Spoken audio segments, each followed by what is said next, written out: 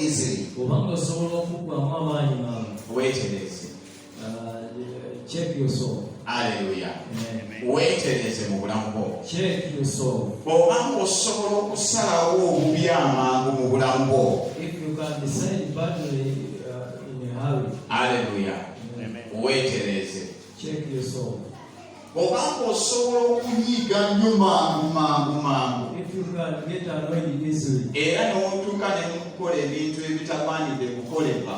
And you reach an extent of doing things that are not worthy. Weetereze. Check yourself.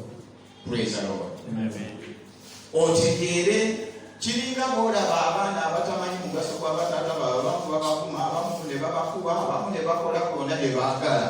It is like a children who doesn't recognize the importance of their dad. Kubanga balowooza nti kati bamaanyi bafuuse bakanyama bafuuse nnyo ne beerabira nti mu butuufu omusajja ono newankubadde afaanana bw'ati naye yakola nnyo okumutuusa ku level eyo gy'aliko.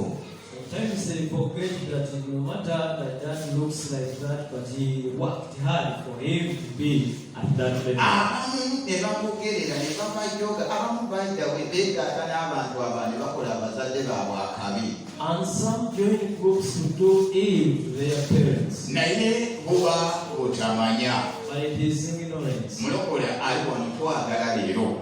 We want you born again who is here today. Njagala gwe obeere somebody who will be encouraging other people. Njagala obeere omuntu anazaamu abalala amaanyi. Kasita omala n'omanya obulungi bw'ekintu. Once you know the goodness of something. N'omanya obulungi bwa Katonda. And you get to know the goodness of the Lord. Mulokole wampulira leero wakiri manyi waaliwo obunafu n'onafuwa mu bulamu bwo n'okola biki naye kati tegeera Katonda.